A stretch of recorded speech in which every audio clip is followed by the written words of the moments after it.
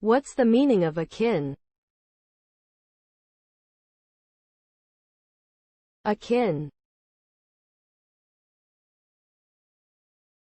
Akin.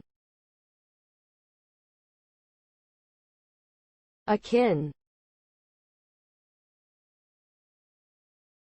Akin. Akin.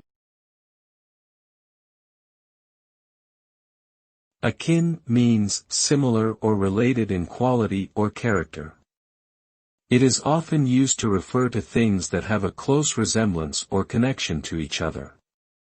The word can be used to compare people, objects, ideas, or actions that share common features or qualities.